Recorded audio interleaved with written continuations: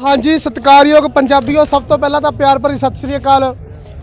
जिवें तुसीं जाणदे हो कि अज जो किसानी संघर्ष वा पूरा जोवन दे उत्ते आया होया वा।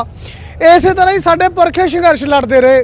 जिवें असीं शहीद आज़म करतार सिंह सराभा जी की गल करिए, भगत सिंह, उधम सिंह ते सुभाष चंद्र बोस वर्गे योधे जो जिन्होंने समाज के लिए कुछ किया, उस तरह ही साडे पिछे तुसीं तस्वीरां देख सकते हो कि आर्या समाज का किसान आंदोलन के समर्थन में धरना, और इसके ऊपर लगा कि महर्षि दयानंद जी और उसके बाद दीन बंधु चौधरी छोटू राम जी। ये जो साडे जो महर्षि दयानंद जी की गल हो रही है, तो वही दयानंद महाराज जी ने जिन्हों के नाम से अपने लुधियाने दे विच DMC हॉस्पिटल भी बनया होया वा, दयानंद मैडिकल हॉस्पिटल।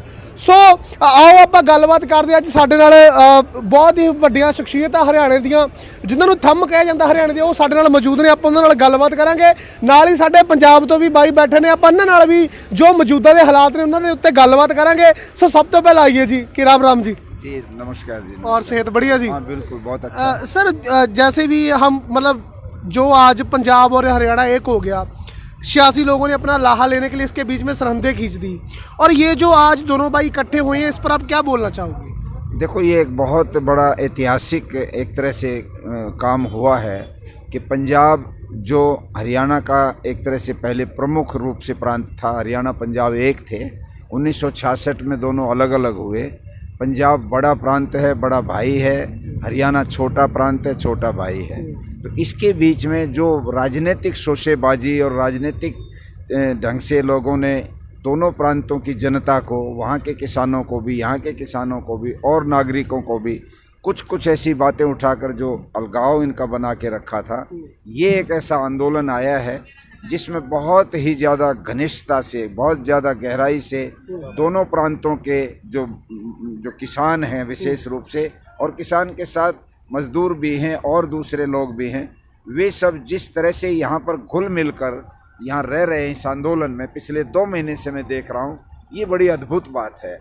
और ये बहुत ही एक तरह से प्रसन्नता देने वाली बात है कि हमारा समाज, जो राजनेता कहीं संप्रदाय का नाम देकर, कहीं प्रांत का नाम देकर, कहीं जाति का नारा देकर लोगों को बांटने का काम करते थे, वो फेल हो गए।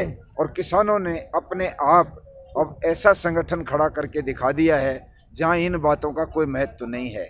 आज कोई सिख है, कोई हिंदू है, कोई और दूसरे मजहब का है, किसी भी छोटी जात बड़ी जात, ये भेद सारा खत्म हो गया। केवल एक यहाँ पर कौम है, वो है किसान। और किसान की लड़ाई लड़ने के लिए एक प्रकार से सब लोग इकट्ठे हुए हैं।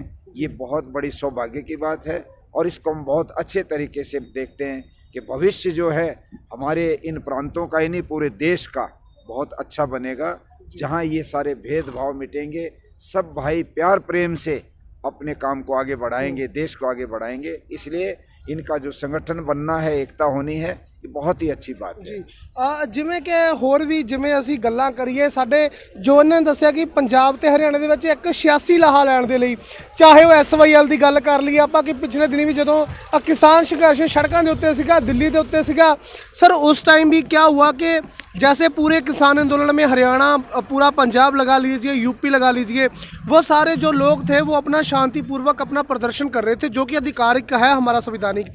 तो इसके बीच में जो BJP के जो नेता थे या जो भी वर्कर्स थे, उन्होंने भूख हड़ताल की SYL के मुद्दे को लेकर। तो जो ये SYL का मुद्दा है जो इतने साल से चला रहा है, आप उसको कैसे देखते हो?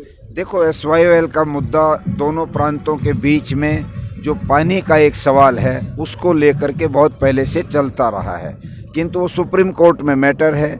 सुप्रीम कोर्ट में भी कई बार उसके जो है कमीशन नियुक्त हुए, उन कमीशंस को वो कार्य दिया गया कि भाई तुम देखो पानी कितना किसके पास जाना चाहिए, कितना किसके पास जाना चाहिए। सरकारें आई, सरकारें गई। आज पिछले 6-6.5 साल से हरियाणा में BJP की सरकार, केंद्र में BJP की सरकार, और इन 6 सालों में SYL का कोई मैटर इन्होंने नहीं उठाया। न प्रांत की सरकार ने कभी इस तरफ कोई चर्चा की, न केंद्र ने कभी चर्चा की। अब जब किसान अपने इन काले कानूनों के खिलाफ इकट्ठे हो गए, और उसमें सबसे अधिक विशेष बात यह है कि पंजाब ने इस चीज़ को एक तरह से शुरू किया, और हरियाणा ने उसको अपने आँखों पर और अपने सिर पर उठा लिया, और इनके बाद फिर उत्तर प्रदेश, फिर पूरा देश उसके साथ जुड़ गया।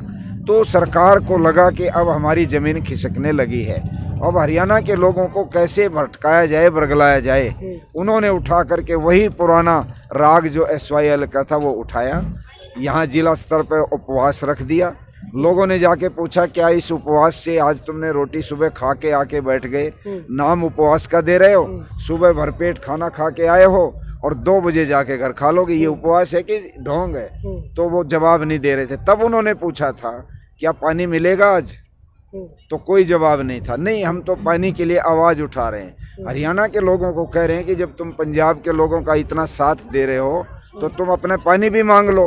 तो जब उन लोगों को ये बात की तो हरियाणा के ही लोगों ने, हजारों हजारों किसानों ने जहाँ जहाँ उपवास चल रहे थे वहाँ पर अपना आंदोलन का स्वरूप प्रदर्शित किया, उनको घेर लिया, नारेबाजी की, उनका ढोंग का जो है खुलासा किया। तो वहाँ पर जो बैठे थे उपवास वाले, उनके अधिकारी, बीजेपी के नेता फेता जो भी थे, उनको भाग करके जान बचानी पड़ी। उन्होंने कहा कि नहीं, हम तो वैसे अपना वो टोकन वो कर रहे थे, तुम्हें नहीं मंजूर है तो नहीं करेंगे। हरियाणा के लोग इस तरह के झूठे जो दिखावे की चीज़ें करते हैं और आंदोलन को तोड़ने की जो योजना बनाते हैं उसको आज लोग समझ रहे हैं। उन्होंने ठोकर मार करके फेंक दिया उस मैटर को, और आज हरियाणा के लोग दावे से कह रहे हैं बीजेपी के सामने कि तुम तो पानी नहीं ला पाए हमारे इस हरियाणा के लिए, किंतु तुम तो सदा लड़ाते ही रहे।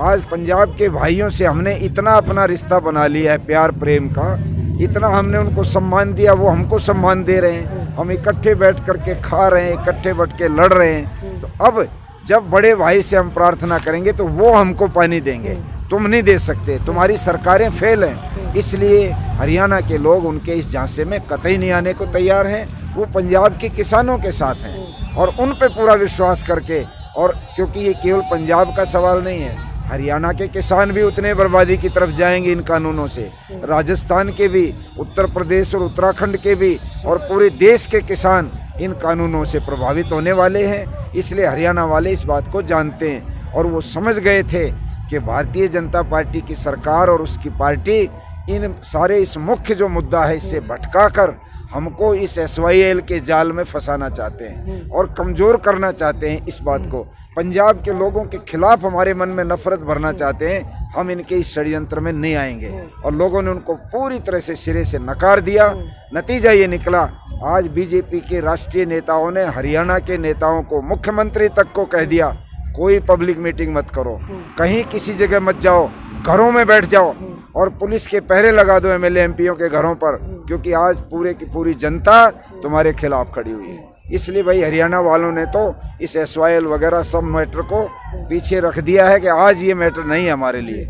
आज मैटर है 3 काले कानून, आज मैटर है MSP, आज मैटर है पराली के ऊपर बना बहुत ही घिनौना कानून, आज मैटर है बिजली के जो एक बहुत खतरनाक कानून लाने वाले हैं ये लोग। वो इन मुद्दों पर यह आंदोलन है और इसमें हम सब लोग मिलजुल करके इसको लड़ रहे हैं। पंजाब के किसान भी, हरियाणा के किसान भी, यूपी के किसान भी, उत्तराखंड के, मध्य प्रदेश के, राजस्थान के जो आसपास के किसान हैं वो तो लाखों की संख्या में यहाँ हैं ही। बाहर के जो किसान हैं लगभग 10,000 किसानों का बहुत बड़ा जुलूस निकला, इसी आंदोलन के समर्थन में निकला। भुवनेश्वर में निकला, इसी तरह से हैदराबाद में निकला, जगह जगह लखनऊ में निकला।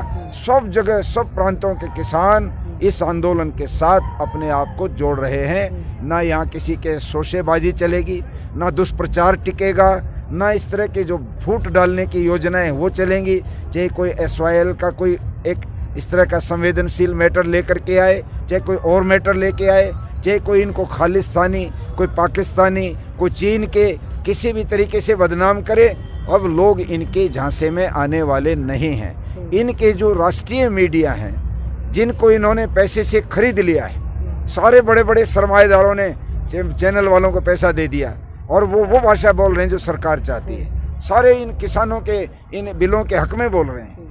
परंतु ये तो आप जैसे जो साथी सोशल मीडिया चला रहे हैं, ये तो आज की टेक्निक की बहुत बड़ी उपलब्धि मैं मानता हूँ। आपने अपने सोशल मीडिया के छोटे छोटे चैनल बनाकर जिस तरीके से इस आंदोलन को घर घर तक, आम आदमी तक, इनके जेब में फ़ोन पड़ा हुआ है, उन सब तक आंदोलन को इतना हाईलाइट कर दिया है, इतना ताकतवर बना दिया है कि सरकार की सारी IT सेल और सारे के सारे राष्ट्रीय चैनल फेल हो गए जी। उनके दुष्प्रचार को अब कोई आदमी सुनना नहीं चाहता है। जी, आप इस चीज़ को कैसे देखते हो? जैसे आपने अभी बोला कि जैसे सोशल मीडिया है तो इसका जो आंदोलन के ऊपर बहुत पॉजिटिवली प्रभाव पड़ रहा है लोगों के ऊपर, जो घर पे लोग बैठे हैं, जो कि कहीं पर जा नहीं सकते, कहीं पर आ नहीं सकते, उनके हाथ में ही फ़ोन है, वो भी इस किसानी आंदोलन को देख सकते हो। आप इस चीज़ को कैसे मानते हो? अगर 1966 में ये सोशल मीडिया इतना ज़्यादा प्रभावशाली होता या होता, आपको लगता है कि हरियाणा और पंजाब का बंटवारा हो जाता? देखो, ये किसी भी प्रदेश के जो बंटवारे होते हैं वो किन्हीं परिस्थितियों में, कुछ परिस्थितियां उस समय सामयिक परिस्थितियां उभरा करती हैं। भारत में बहुत प्रांत बटे, उत्तर प्रदेश से उत्तराखंड निकला, हमारे हरियाणा पंजाब से हिमाचल बहुत पहले निकला था, वो हमारा ही हिस्सा होता था पंजाब का। उसके बाद मध्य प्रदेश से छत्तीसगढ़ निकला, उधर बिहार से झारखंड निकला, और भी निकलते हैं। एक प्रांत में भी डिफरेंट डिस्ट्रिक्ट बनाए जाते हैं। ये सामयिक ढंग से चीज़ें, जब कोई आबादी बढ़ जाती है, जहाँ उसका सिस्टम ज़्यादा मतलब फैल जाता है, एडमिनिस्ट्रेशन में दिक्कतें आने लगती हैं, तो पार्टीशन हुआ करते हैं। पार्टीशन होना कोई गलत बात नहीं थी। हम पंजाब के भी कल हो सकता है, मान लो कि आज पहले 13 ज़िले थे, अब ज़िले बढ़ गए। हरियाणा में जब बना था तो 7 ज़िले थे, आज 22 ज़िले हो गए। वो इसलिए कि एडमिनिस्ट्रेशन और अधिक दुरुस्त हो सके और अधिक पकड़ हो सके, उसके लोगों के लिए काम वो ज़्यादा कर सकें। तो उस समय ये जो बना था हरियाणा, ये ठीक है कि ये होता और उसका कोई प्रभाव पड़ता या लोगों को और अधिक साथ रहने के लिए प्रेरणा मिलती इससे कि नहीं भाई हम अलग अलग क्यों हों।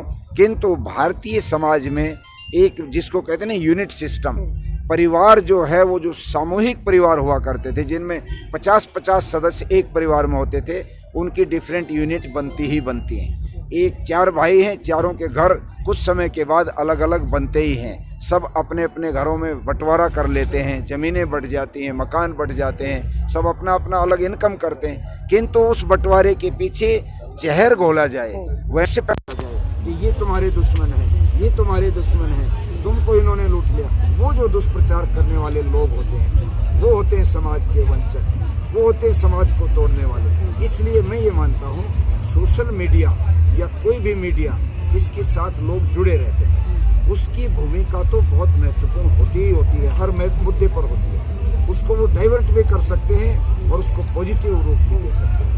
आज जो IT सेल बनाया था सरकार के लोगों ने, नकली IT सेल, जहाँ पर सैकड़ों जो है ये इस तरह के जो चैनल बना लिए लोगों ने, एक ही आदमी 100 जगह भेज रहा है, फेक बना लिया, नाम कुछ रख दिया, आदमी एक ही है, और वो सारी की सारी दुष्प्रचार कर रही थी आंदोलन के खिलाफ। किंतु जब दूसरे पक्ष ने, जैसे आप जैसे साथियों के जो चैनल थे, जो किसानों के समर्थक थे, जो सच्चाई को उजागर करना चाहते थे, वो जो बीच में आए, वो सारी IT सेल फेल हो गई, लोगों ने देखना बंद कर दिया। धीरे धीरे वो सब गर्त में चली गई, वो रद्दी की टोकरी में चली गई। इसलिए सोशल मीडिया या मीडिया का कोई भी तरीका है, चाहे वो प्रिंट मीडिया है, चाहे चैनल का, टेलीविज़न का जो सिस्टम है, या और भी ये ट्विटर है, कहीं ना कहीं ब्लॉग सिस्टम है, और बहुत सारी चीज़ें हैं, ये सब की सब समाज को, यदि इनकी दिशा ठीक हो, सच्चाई कहने की बात हो, तो समाज को बहुत आगे ले जा सकते हैं। और अगर ये उसमें जहर घोलने का काम लग जाए तो ये समाज को तोड़ने का भी काम कर सकते हैं। आज एक पक्ष है मीडिया का जो पूरी तरह से इस आंदोलन को, लोगों को बांटने का काम कर रहा है, दुष्प्रचार कर रहा है, झूठी बातें फैला रहा है। और दूसरी तरफ ये भी मीडिया है, आप जैसे साथी संघर्ष कर रहे हैं, रात दिन इनके बीच में घूम करके साधारण आदमी की भी बात सुना रहे हैं, नेताओं की भी बात सुना रहे हैं, हमारे जैसे जो धार्मिक समाज से जुड़े लोग हैं उनकी भी बातें सुना रहे हो। तो ये बहुत बड़ी भूमिका आपकी है, और उसी का ये परिणाम है कि सही दिशा में आंदोलन जा रहा है। नहीं तो इसी आंदोलन को दुष्प्रचार करके तोड़ने वाले भी बहुत होते हैं जो तोड़ सकते हैं, पर उनकी चली नहीं, आपने फेल किया। जी, जैसे कि हम मान लीजिए कोई भी संघर्ष चलता है तो उसके लिए जो जुल्म होता है उसके खिलाफ जो भी मतलब उसके खिलाफ लड़ता है तो उसका नाम इतिहास में लिखा जाता है। जैसे हम भगत सिंह की बात कर रहे हैं, और भगत सिंह के जो गुरु थे करतार सिंह सराभा, जिनको देखकर उन्होंने देशभक्ति की उनके अंदर जाग लगी, तो ऐसे ही इतिहास में एक नाम आता है चौधरी सर छोटू राम जी का। हमारे पंजाब के लोग, वो जो बहुत कम लोग हैं जो सर छोटू राम जी के बारे में जानते हैं, तो आप हमें इतना कृपा कीजिए कि आप हमें बताइए जो सर छोटू राम थे, उनके हमारे समाज के लिए क्या देन थी, उनकी क्या कुर्बानी थी? देखो, चौधरी छोटू राम जी को जो उपाधि मिली वो थी रहबरे आजम दीन बंधु सर छोटू राम। रहबरे आजम, आजम कहते जमाने को, पूरे जमाने के रहबर, उसके नेता, उसको दिशा देने वाले, वो दीन बंधु, गरीबों के बंधु छोटू राम। उनके पिता का नाम था खुशीराम। यहीं से 20 किलोमीटर दूर उनका गांव है, जन्म स्थान गढ़ी गांव है, सांपला मंडी के। वहाँ के रहने वाले उसके पिता बहुत छोटे से किसान थे। सबसे छोटे होने के कारण, नाम तो राम रिछपाल था, किंतु छोटे होने के कारण उनको सब छोटू कहते थे। जैसे प्यार से घरों में भी छोटे बच्चे को छोटू बोलते हैं, उनको भी छोटू कहते थे। और बाद में वो धीरे धीरे छोटू राम उनका नाम पड़ गया। नाम भी फिर वो आगे चल के रिकॉर्ड में छोटू राम ही हो गया। और जब वो बहुत बड़े नेता बन गए तब उनको छोटा राम कहने लगे कि एक राम तो त्रेता में हुआ है जिसको रामचंद्र कहते हैं, भगवान रामचंद्र कहते हैं, और एक इस जमाने का जो छोटा राम है वो ये है जिसको हम छोटू राम के नाम से जानते हैं। छोटू राम जी बहुत गरीब अवस्था में पले, गरीबी में पढ़े और उन्होंने स्टीफन कॉलेज से अपनी BA की, आगरा के लॉ कॉलेज से उन्होंने जो है LLB की, और उसके बाद वो इस प्रकार से तेजी के साथ उभरे कि रोहतक में जब उन्होंने अपनी प्रैक्टिस शुरू की तो आप ताज्जुब करेंगे, उस जमाने में जो वकील होते थे वो बहुत बड़े बड़े अमीरों के बच्चे होते थे, क्योंकि पढ़ाई साधारण गरीब आदमी के बस की बात नहीं थी। तो वो लोग क्या करते थे, जो क्लाइंट आता था गांव का, कोई गरीब किसान आ जाता, कोई और व्यक्ति आ जाता, तो उसको ज़मीन पर बिठाते थे। जैसे अब हम ऊपर बैठे हैं तो क्लाइंट आएगा, वकील कहेगा बैठ जाओ और अपने केस के बारे में बता दो क्या करना है। ज़मीन पर बैठते थे वो बेचारे। तो चौधरी छोटू राम ने कहा, तुम ये क्या कर रहे हो, जो हमारे रोटी जिनके ऊपर हम कमा रहे हैं, जिनके से फीस लेकर हम अपनी ज़िंदगी चला रहे हैं, ये तो हमारे माई बाप हैं, ये तो हमारे अन्नदाता हैं, तुम इनको ज़मीन पर बिठाते हो, ये नहीं हो सकता। चौधरी छोटू राम पहले व्यक्ति थे जिन्होंने बराबर में बेंच बनवाया। खुद जिस बेंच पे बैठते थे सामने उनके क्लाइंट बैठते थे, और इसको लेके रोहतक की बार काउंसिल ने उनका लाइसेंस रद्द कर दिया। छोटू राम ने लाहौर के हाई कोर्ट में अपील डाली कि मैंने जो काम किया है वो कोई गलत काम नहीं किया। जो क्लाइंट हमें फीस देते हैं, जो बहुत सम्मानित हैं, भले उनके कपड़े मैले कुचेले, गांव के बेचारे गरीब हैं वो, और उनको हम इतनी हे दृष्टि से देखें, हेट करें उनसे कि उनको ज़मीन पे बिठाएं, ये मैं स्वीकार नहीं कर सकता। इसलिए मैंने बेंच बनवाए। मेरा लाइसेंस इन्होंने कैंसिल इसलिए किया कि मैंने इनको इतना बड़ा स्टेटस क्यों दे दिया। तो मैं अपील कर रहा हूं कि बताओ मेरा फैसला गलत है क्या, इनका फैसला गलत है। लाहौर के हाई कोर्ट ने छोटू राम के फैसले को माना और पूरे पंजाब की कोर्टों में क्लाइंट को बराबर बैठने का हक उन्होंने दिया। जब वो वजीर बने और वजीर बनने के बाद वो मिनिस्टर बने, पर छोटू राम ऐसे नेता थे जो भले एक हिंदू परिवार में उनका जन्म हुआ, एक महर्षि दयानंद जिनका फोटो आप बराबर देख रहे हैं, जो आर्य समाज के प्रवर्तक थे, संस्थापक थे, उनसे प्रेरणा छोटू राम को मिली। परंतु छोटू राम एक ऐसे नेता थे जिनको मुसलमान भी, जिनको सिख भी, जिनको हिंदू भी, और भी जो यहाँ थे और अनेक बिरादरियों के लोग सब अपना नेता मानते। उनके ऊपर जब लाहौर के विधानसभा के अंदर जब वो बोलते थे तो जो इधर हरियाणा के या पंजाब के दूसरे हिंदू MLA थे, जिसमें राजा नरेंद्र नाथ थे, गोकुल चंद थे, मुंशी राम थे, ये नाम आते हैं उनके, जो विधायक होते थे उस समय लाहौर में 1937 की विधानसभा में। और जब वो कहते थे चौधरी साहब आप तो हमारे धर्म के आदमी हो, आप ये जो सर सिकंदर हयात का तुम्हारा चीफ मिनिस्टर है तो मुसलमान है, तुम इनकी तरफ क्यों खड़े हो, इनकी तरफदारी क्यों करते हो। तब छोटू राम कहा करते थे मेरी बात तुम सुनो, मेरा जो धर्म है वो है कमेरे की मदद करना। मेरा धर्म लुटेरों के साथ बैठना नहीं है। तुम हो लुटेरों के प्रतिनिधि और मैं हूँ कमेरों का प्रतिनिधि। ये जो भी लोग तुम्हें दिखाई देते ये कमेरे वर्ग के। और इस हिंदुस्तान के अंदर और ख़ास तौर पर रावलपिंडी से रेवाड़ी तक और पेशावर से पलवल तक ये जो पूरा पंजाब है, इस पंजाब के अंदर जो भी खेत से जुड़ा है वो खुद मेरा अपना एक प्रकार से भाई है, बेटा है, मेरा साथी है। आपको ताज्जुब होगा आज सरकार बेटी बचाओ बेटी पढ़ाओ की बात करती है, किंतु दीन बंधु सर छोटू राम ने आज से सैकड़ों साल पहले एक उदाहरण प्रस्तुत किया था। उनके 2 बेटियां हुई, एक अंधी हुई जन्म से और दूसरी बिना अंधी तो नहीं थी परंतु पढ़ी नहीं थी, दोनों अनपढ़, और उन दोनों बेटियों को उन्होंने पाला। किंतु पंजाब के लोग, हरियाणा के लोग, किसान इकट्ठे होकर के गए, चौधरी साहब आप इतने बड़े हमारे नेता हो, आपकी राजनीतिक विरासत को कौन संभालेगा, आपका बेटा कोई नहीं हुआ, तो आपका उत्तराधिकारी कौन बनेगा? तब चौधरी छोटू राम ने कहा था, अच्छा तुम क्या चाहते हो कि दूसरी शादी करो, बेटा पैदा करो, बेटा ही किसी बाप का वारिस बनता है। चौधरी छोटू राम ने कहा, अगर तुम्हारी बात मान के मैं शादी कर लेता हूँ और कल अगर बेटा नहीं हुआ मेरे घर में, तो फिर तुम्हारे में से कौन जिम्मेदारी लेगा कि ये आफत मेरे गल में तुमने क्यों डाली? तो सब लोग चुप हो गए। तब उन्होंने कहा था कि इस पंजाब के अंदर जो भी किसान है वो मेरे अपने बेटे भाई जो को वो है मेरे राजनीतिक वाले। मैं कोई नया एक इस तरह का वो नहीं चलाना चाहता। सर छोटू राम इतने आदर्श थे कि जिस समय वायसराय ने दिल्ली में जब द्वितीय विश्व युद्ध हुआ 1942 के अंदर 40 के अंदर, उस समय सारे देश के कृषि मंत्री बुलवाए थे और उन्होंने कहा था बंगाल में अकाल पड़ गया है, हमको उनको अनाज भेजना मुफ्त में, क्योंकि उनके पास खाने के लिए इस समय अनाज नहीं है, आप हमको सस्ता अनाज दो और ख़ास तौर पे गेहूं दो। तो वायसराय ने सबसे कहा कि 6 रुपये मन जो है गेहूं हमें चाहिए ताकि हम उनको मुफ्त में बांट सकें।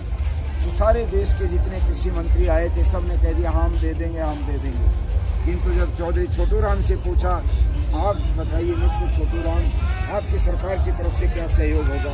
उन्होंने कहा कि मैं 6 रुपये मन नहीं दे सकता। उस जमाने में क्विंटल नहीं होता था, मन की होती थी पैमाइश। तब उन्होंने कहा मैं 6 रुपये मन तो नहीं दे सकता, 10 रुपये मन में दूँ, क्योंकि मेरे किसान की जो लागत आती है वो 10 रुपये मन आती है। हम लागत मूल्य पर दे देंगे, मुनाफा नहीं लेंगे, किंतु मैं घाटे में किसान को नहीं मार सकता, वो बर्बाद हो जाएगा। तुम्हारे पास पैसे की कमी नहीं है, तुम 7 समुद्र पार से विक्टोरिया से पैसा लाते हो, उस पैसे को बांटो, हमसे अच्छा अनाज खरीदो, मुफ्त बांटो, बेचो, तुम्हें जो करना करो, हमारे किसानों को क्यों लूटना चाहते हो? तब वायसराय ने उनको जो है धमकी दी, मिस्टर छोटू राम, आपको देख जानना चाहिए कि किससे तुम बात कर रहे हो। I am the viceroy of this country, आपको ये मालूम होना चाहिए। तो गुस्से में ये बोले। छोटू राम ने उनको कहा, मेरी भी बात सुन लीजिएगा, यदि हमारे ऊपर लेवे लगाई, हमारे अनाज को जबरन छीनने की बात की, तो सारे पंजाब के किसान एक इशारे के ऊपर सारी खड़ी फसल को आग लगा देंगे, एक दाना भी जो है देश के अंदर पैदा नहीं होगा। जब ये बात कही और ये कह के बाहर आ गए, प्रेस के साथियों ने छोटू राम को घेरा और पूछा, चौधरी साहब क्या हुआ? उन्होंने कहा कि सरकार ने हमारी बात सुन ली किंतु हमारी बात मानी नहीं। तो बोले अब आप क्या करेंगे? बोले जेल में या रेल में, अर्थात या तो जेल जाऊंगा, मिनिस्ट्री छोड़ूंगा, और या मंत्री रहूंगा और भाव पूरा लूंगा। और ये कहकर के ट्रेन में चढ़ गए लाहौर के लिए। पीछे से वायसराय ने गवर्नर पंजाब से बात की लाहौर में कि who is this Chhotu Ram, कि छोटू राम कौन है जो इतना ज़्यादा उसके अंदर जो है इरिटेट हो गया, वो इतना बोलता चला गया। सारे देश के मिनिस्टर 6 रुपये मन दे रहे हैं और वो कहता मैं 10 रुपये मन से कम नहीं दूंगा। तो गवर्नर पंजाब ने कहा था कि वायसराय सर, छोटू राम कोई मामूली आदमी नहीं है, वो जो कह रहा है कि सारे पंजाब की फसल में आग लगवा दी जाएगी, उसकी बात को पंजाब का एक एक आदमी पूरा किसान मानता है, और वो जो कह रहा है वैसा हो जाएगा। इसलिए आप उसके साथ कोई टकराव मत कीजिए, ये पूरी गवर्नमेंट उसके ऊपर टिकी हुई है। तब वायसराय ने कहा अगर इतना पावरफुल आदमी है तो फिर हम जो है उनको 10 रुपये नहीं 11 रुपये मन देंगे गेहूँ का। ये था छोटू राम, जो अपनी बात को अड़ करके अंग्रेजों से भी मनवाने में बहुत बड़ी ताकत रखता था। सर छोटू राम ने किसानों के लिए सबसे पहला एक बहुत बड़ा कानून बनाया, जो आज भी एक प्रकार से उदाहरण बना हुआ है, वो था कर्जा बिल। लोग 20-20 रुपये का कर्जा साहूकार से लेते थे और 3-3 पीढ़ी तक उस 20 रुपये पर ब्याज पर ब्याज, ब्याज पर ब्याज, चक्रवर्ती ब्याज लगाकर, और 3 पीढ़ी तक 20 रुपये पर एक परिवार खाता रहता है। किसान बर्बाद रहता, उसके बच्चे आते वो भी कर्जवान, उनके बच्चे आते वो भी कर्जवान, कर्ज ही से नहीं उतरता था। छोटू राम ने भी अपने बचपन में ये दृश्य देखा था। वो भी अपने पिता को ले जा करके सांपला की मंडी में साहूकार से कर्ज मांगने गए थे, और जब कर्ज मांगा तो जमीन की गिरवी रख ली थी, उनकी रजिस्ट्री मांग ली थी पिता से। तब छोटू राम ने ये तय किया था कि एक दिन वो समय आएगा, मैं इस सारे कानून को बदल के रखूंगा। जैसे अब्राहम लिंकन ने मंडी देखी थी लोगों की बिक्री करने की, जॉर्जिया की मंडी में लोग बेचे जाते थे, जो काले लोग थे, ब्लैक्स थे, अंग्रेज कोरी चमड़ी के लोग उनको खरीदते थे, उनकी बोली लगती थी कितने रुपए में आदमी चाहिए। कंधे पर आदमियों को ढोया जाता था आदमी के द्वारा, उनको बैल की जगह चलाया जाता था आदमियों को, तब अब्राहम लिंकन उसके बाप की बिकते देखा, तब उसने सोचा था एक दिन ये कानून मैंने बदलना। और वो अब्राहम लिंकन खंबे की लाइट में पड़कर और संघर्ष करते करते एक दिन राष्ट्रपति बना था अमेरिका का, दास प्रथा को ख़त्म किया। वैसे ही चौधरी छोटू राम गरीबी से निकलकर और वहाँ तक पहुँचा और उसने सबसे पहला कानून बनाया, कर्जा बिल पास। कोई भी कर्जा जिसके ऊपर है सब माफ, 1 मिनट के अंदर एक कलम में सारे कर्जे माफ कर दिए थे छोटू राम ने। वो किसान का बहुत हितैषी नेता था। उनकी कहानी सुनने लगे तो मैं आपको कह सकता हूँ, मैं घंटों घंटों बोलता हूँ और आपको ताजुब होगा। ये रास्ते में जाएंगे आप, इस रूट पर अगर जाएंगे, इधर जो ये भटिंडा की तरफ जाता है, हिसार सिरसा डब वाले होकर के, बीच में सांपला है। चौधरी छोटू राम का जो गांव है गढ़ी, 3 किलोमीटर पर गढ़ी के सांपला के ऊपर बहुत बड़ा 65 फुट ऊंचा उनका आदमकद स्टेचू लगा है। 2 वर्ष पहले नरेंद्र मोदी ने उस स्टेचू का उद्घाटन किया था और उस समय हमारे हरियाणा के जो चौधरी छोटू राम जी के नाती हैं चौधरी वीरेंद्र सिंह, जो केंद्र में मिनिस्टर भी रहे थे, उन्होंने बेचारे ने हिम्मत तो की थी आंदोलन का समर्थन करने की अभी, क्योंकि वो बीजेपी में है अब, किंतु उनका बेटा हिसार से एमपी है। लोग पीछे जोर से पड़े कि अकेले नहीं, बेटे को भी लाओ और फिर समर्थन करो, तो वो उसके बाद थोड़ा सा चुप से हो गए। तब वीरेंद्र सिंह जी, क्योंकि मेरे मित्र हैं वो, उन्होंने मुझे कहा स्वामी जी मोदी को इस किसान छोटू राम के बारे में पता नहीं और आपकी बहुत थोड़ा नॉलेज है उसके बारे में, मैंने बहुत पढ़ा है छोटू राम जी, तो आप उनका लेक्चर तैयार करो। 2 वर्ष पहले इन्हीं मोदी जी का जहाँ पर ये बोले थे सारा 45 मिनट का लेक्चर मैंने लिख के भेजा, वो आज भी मेरी ईमेल पे पड़ा हुआ है और उन्होंने यहाँ पर उसको बोल करके पढ़ा।